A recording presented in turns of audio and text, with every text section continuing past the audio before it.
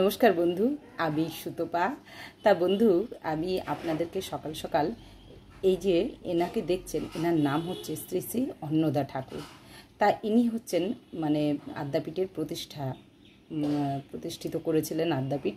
তা এনার নাম হচ্ছে শ্রী শ্রী অন্নদা ঠাকুর। তা ইনি একটি ভালো সার কথা লিখেছেন।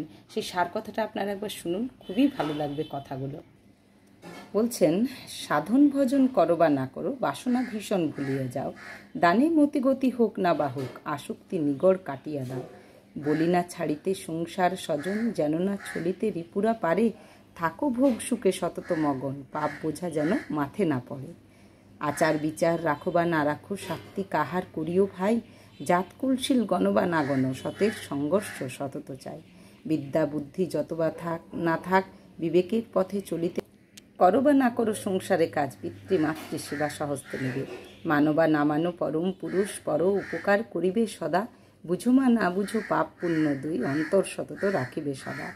জানা বা জানো ইহ পরকাল, সকাল সকাল প্রস্তুত হও।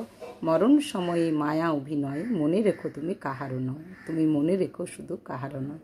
শ্রী শ্রী অন্নদা ঠাকুর। তা এই অন্নদা ঠাকুরের সমস্ত অনেক বই আছে, পড়লে খুবই ভালো লাগবে। ইনি আদ্যাপীঠের প্রতিষ্ঠাতা অন্নদা ঠাকুর।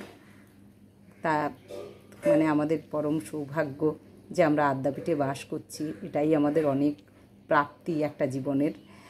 তা বিভিন্ন কিছু জানতে ইচ্ছে করে আদ্যাপীঠ সম্বন্ধে, খুবই ভালো লাগে। যত জানি তত ভালো লাগে আদ্যাপীঠ সম্বন্ধে আর এনার সম্বন্ধে। তাই এনার কথা আরও আমরা বলবো নেক্সট ভিডিওতে। তা এখন এইটুকু, আবার নেক্সট ভিডিও নিয়ে আমি আসছি। সুতপা, সঙ্গে থাকুন, সঙ্গে রাখুন।